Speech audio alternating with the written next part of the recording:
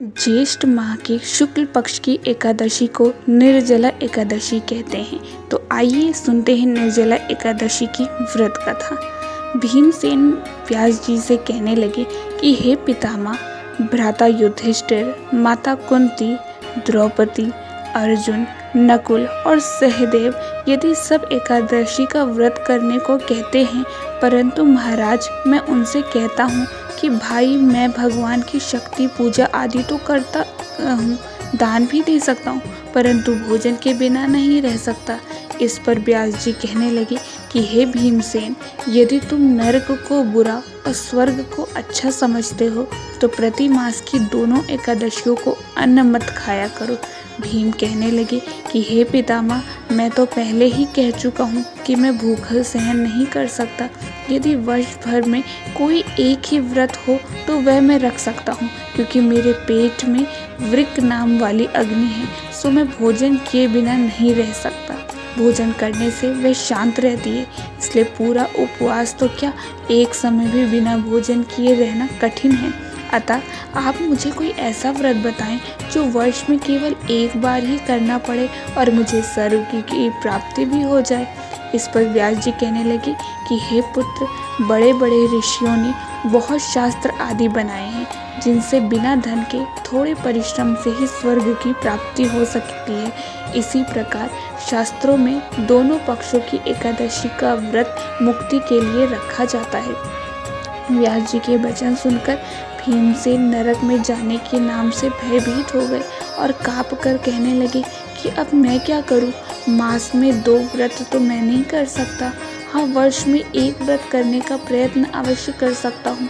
अतः वर्ष में एक दिन व्रत करने से यदि मेरी मुक्ति हो जाए तो ऐसा कोई व्रत बताएं।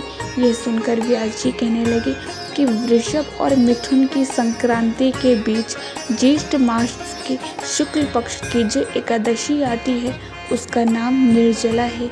तुम उस एकादशी का व्रत करो। इस एकादशी के व्रत में स्नान और आचमन के सिवा जल वर्जित है। आचमन में 6 मासे से अधिक जल नहीं होना चाहिए, अन्यथा वह मद्यपान के सदृश हो जाता है। इस दिन भोजन नहीं करना चाहिए, क्योंकि भोजन करने से व्रत नष्ट हो जाता है। यदि एकादशी को सूर्योदय से लेकर द्वादश के सूर्योदय तक जल ग्रहण ना करे तो सारी एकादशियों के व्रत का फल प्राप्त होता है। द्वादशी को सूर्योदय से पहले उठकर स्नान आदि करके ब्राह्मणों को दान आदि देना चाहिए।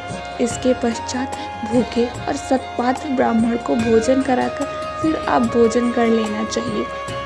इसका फल पूरे 1 वर्ष की संपूर्ण एकादशियों के बराबर होता है। व्यास जी कहने लगे कि हे भीमसेन, ये मुझको स्वयं भगवान ने बताया है। इस एकादशी का पुण्य समस्त तीर्थों और दोनों से अधिक है।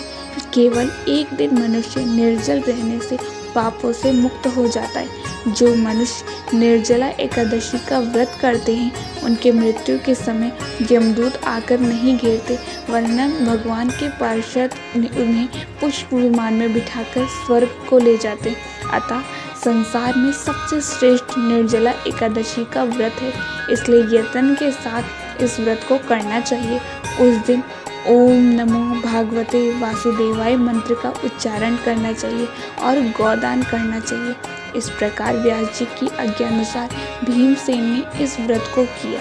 इसलिए इस एकादशी को भीमसेनी या पांडव एकादशी भी कहते हैं। निर्जला व्रत करने से पूर्व भगवान से प्रार्थना करें कि हे भगवान, आज मैं निर्जला व्रत करता हूँ, दूसरे दिन भोजन करूँगा। मैं इस व्रत को श्रद्धा पूर्वक करूँगा, अतः आपकी कृपा मेरे सब पाप को नष्ट हो जाए। इस दिन जल से भरा हुआ एक घड़ा वस्त्र से ढककर स्वर्ण सहित दान करना चाहिए। जो मनुष्य इस व्रत को करते हैं उनको करोड़ पल सोने के दान का फल मिलता है, और जो इस दिन यादिक करते हैं उनको फल वर्ण ही नहीं किया जा सकता। इस एकादशी के व्रत से मनुष्य विष्णु लोक को प्राप्त होता है। जो मनुष्य इस दिन अन्न खाते हैं वे चंडाल के समान हैं, वे अंत में नरक में जाते हैं। जिसने निर्जला एकादशी का व्रत किया है वे चाहे ब्रह्मा हत्यारा हो, मद्यपान करता हो, चोरी की हो या गुरु के साथ द्वेष किया हो, मगर इस व्रत के प्रभाव से स्वर्ग जाता है। हे कुंती पुत्र, जो पुरुष या स्त्री श्रद्धा पूर्वक इस व्रत को करते हैं उन्हें अग्रलिखित कर्म करने चाहिए। प्रथम भगवान का पूजन, फिर गौदान, ब्राह्मणों को मिष्ठान व दक्षिणा देनी चाहिए तथा जल से भरे कलश का दान अवश्य करना चाहिए। निर्जला के दिन अन्न, वस्त्र, उपवाहन आदि का दान भी करना चाहिए। जो मनुष्य भक्ति पूर्वक इस कथा को पढ़ते या सुनते हैं उन्हें निश्चय ही स्वर्ग की प्राप्ति होती है।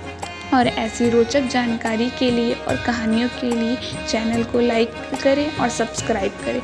धन्यवाद।